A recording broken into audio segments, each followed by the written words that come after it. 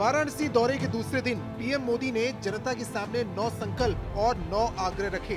PM ने vocal for local की appeal की और कहा कि लोगों को लोकल प्रोडक्ट का इस्तेमाल करना चाहिए। पहला संकल्प, पानी की बूंद बूंद बचाइए और जल संरक्षण के लिए ज्यादा से ज्यादा लोगों को जागरूक करिए। दूसरा संकल्प, गांव-गांव जाकर लोगों को डिजिटल लेन देन के प्रति जागरूक करिए, ऑनलाइन पेमेंट सिखाइए।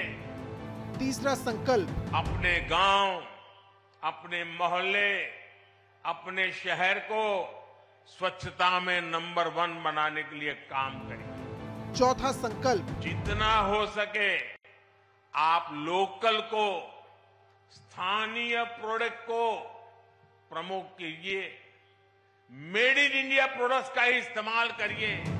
पांचवा संकल्प, जितना हो सके पहले अपने देश को देखिए, अपने देश में घूमिए, और अगर दूसरे देश जाना हो तो जब तक पूरा देश नहीं देख लेते विदेशों में जाने का मन नहीं करना चाहिए।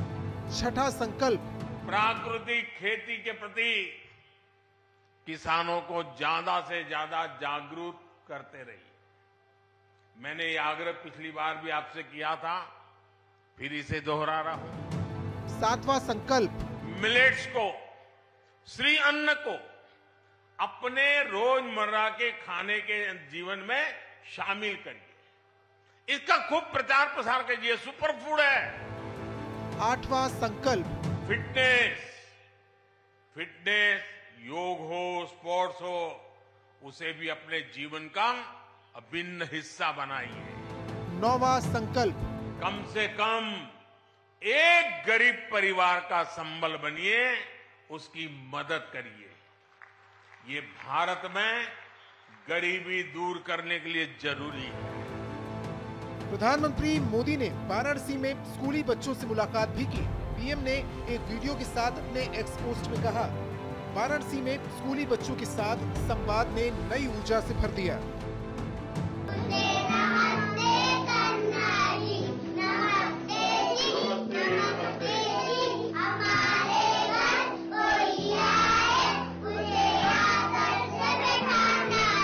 कहाँ बिठाओगे?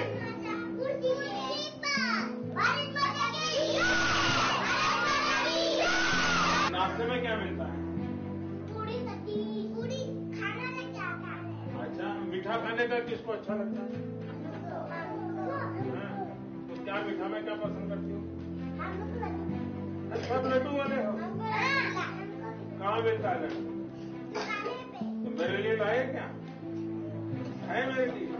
कहाँ है? इसके साथ पीएम वाराणसी के सेवापुरी गांव भी पहुंचे। विकसित भारत संकल्प यात्रा के दौरान मेरी कहानी मेरी जुबानी कार्यक्रम में हिस्सा लिया। इस मौके पर एक लाभार्थी चंदा देवी ने सरकारी योजनाओं के बारे में अपने विचार रखे।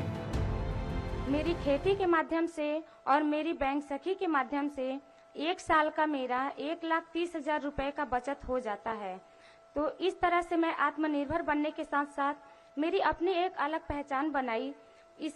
इसका पूरा श्रेय मैं माननीय प्रधानमंत्री जी को देना चाहती हूं कि उनके माध्यम से हमें आत्मनिर्भर बनने का जो सौभाग्य प्राप्त हुआ, उसके लिए हम उनको कोटि कोटि धन्यवाद देना चाहते हैं। पीएम मोदी ने भी चंदा देवी की बातें बड़े ध्यान से सुनी और उनकी बातों से प्रभावित होकर पीएम ने चंदा देवी से पूछा कि आप आगे क्या चुनाव लड़ना चाहती हो? तो आप इतना बढ़िया भाषण करती है, जी सर। तो कभी चुनाव लड़ी हो क्या? नहीं सर। तो लड़ोगी?